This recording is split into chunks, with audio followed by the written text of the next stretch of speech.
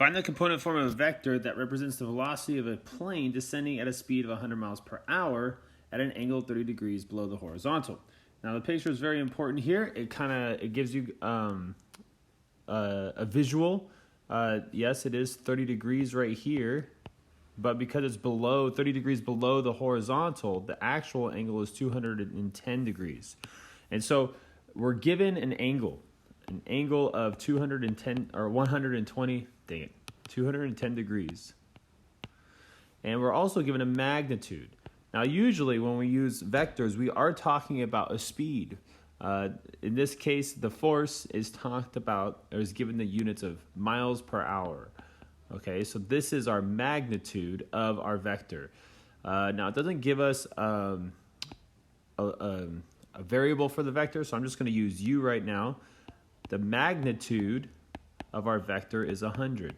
So if we're given the magnitude and we're given the angle, then we can actually find the component form of the vector.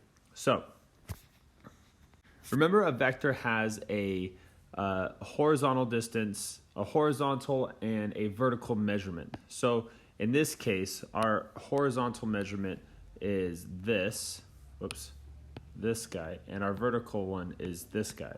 So we have a negative hori and we have a negative verti. All right, and to find our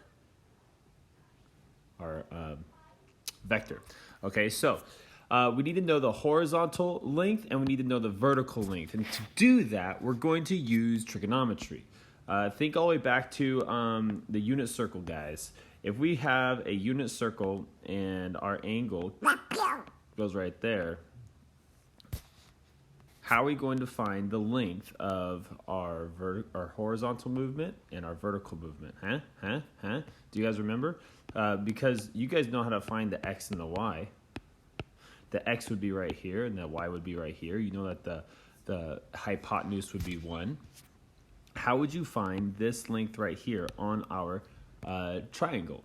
I'm really hoping that you guys are thinking, oh, that's cosine of the angle. This guy, the theta.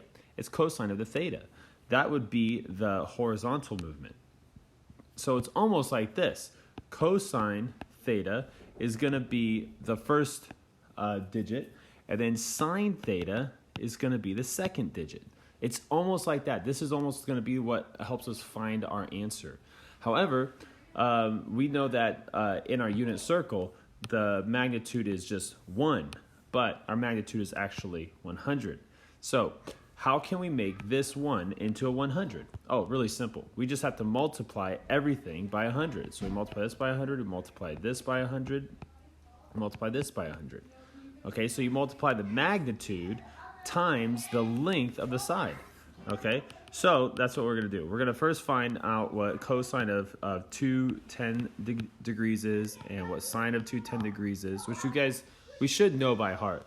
So we have rad 3 over 2, and then for sine, that's going to be negative 1/2.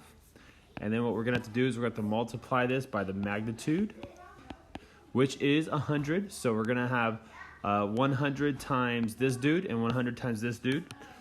So we get negative 100 rad 3 over 2, and then we get negative 100 over 2, and of course that simplifies down to negative 50 rad 3 and negative 50.